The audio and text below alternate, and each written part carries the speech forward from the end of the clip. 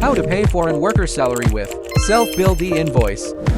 Hi everyone, it's Jason here from EIST SQL. In today's video, I'm going to talk about whether we need to do self-billed e-invoice submission if we are paying foreign workers salary. Okay, before we do any submission, we need to determine whether this particular foreign worker is under your company payroll or not. For example, if let's say you are submitting CP8D to the government side, which means that you are declaring this particular foreign worker as your company staff. In that case, you don't need to do any self-billed e-invoice.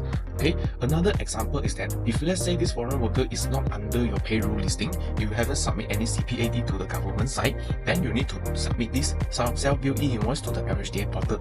Okay, so right before we do this self-billed e-invoice submission, first we need to make sure that this foreign worker have a legal working permit inside the Malaysia in order for us to submit a correct self-billed e-invoice to the LHDA portal.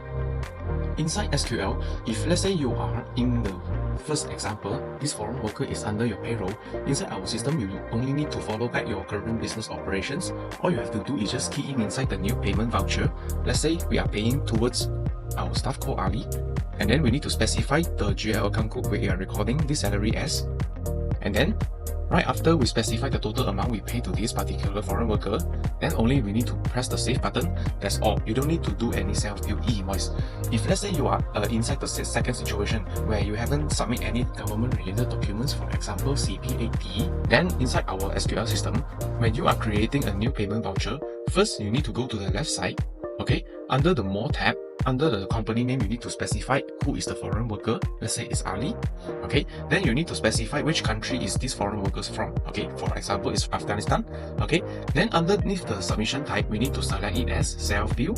Okay, then underneath the ID type, we need to select it as passport. And then over here, you need to enter his valid passport number. Okay, for example.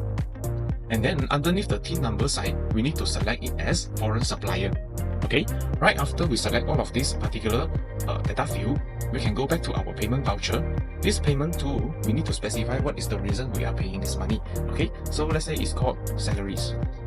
Okay, then underneath here, after we specify what is the GL account code we record this salary as, and then we specify the total amount we paid.